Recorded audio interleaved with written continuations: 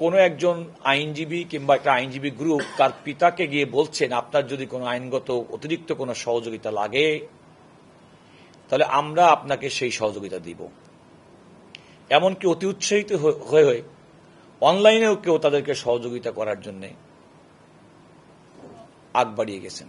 কিন্তু rummy sir পিতা সেদিন বলেছিলেন যে তার ভাষায়, যে সম্ভবত তিনি বলেছিলেন মাননীয় প্রধানমন্ত্রীকে সম্বোধন করেছিলেন বড় ভাই হিসেবে, তিনি আশ্বস্ত করে গেছেন, আমি আশ্বস্ত হয়েছি, আমি মনে করি আমার কন্যা হত্যার বিচার পাব।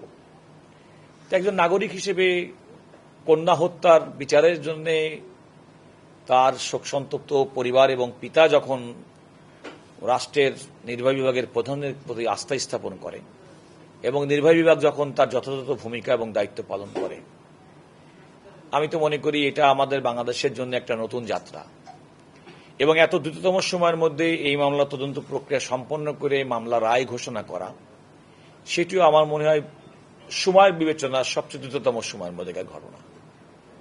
আমার মনে হয় যে যেটা আপনাদের মনে থাকে, অন্তর্বর্তীকালীন সরকারের সময় মাগুরার আসিয়া ধর্ষণ এবং হত্যা মামলার যে বিচার, তার থেকে কম সময়ের মধ্যেই বিচারটি সম্পন্ন হয়েছে। এটা আমাদের বিচারিক প্রক্রিয়াটা মাইল ফলক। আমি যে কথাটা সবসময় বলি, এখনো বলি, নাগরিকের সুবিচার পাওয়ার, দ্রুত সুবিচার পাওয়ার, বিচার সুনিশ্চিত করার যে রাষ্ট্রের যে দায়িত্ব, সে দায়িত্ব সবাই পালন করবেন। আজকে রামি স্যার বিষয়টা আমাদেরকে অতিরিক্ত পীড়া দিয়েছে।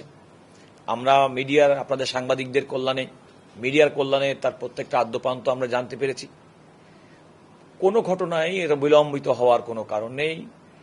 রাষ্ট্রের সংশ্লিষ্ট অর্গানের দায়িত্ব হচ্ছে প্রত্যেকটি ঘটনা ঘটার সঙ্গে সঙ্গে তার দ্রুততম সময়ের মধ্যে সুষ্ঠু তদন্ত করে বিচারের মুখোমুখি করা।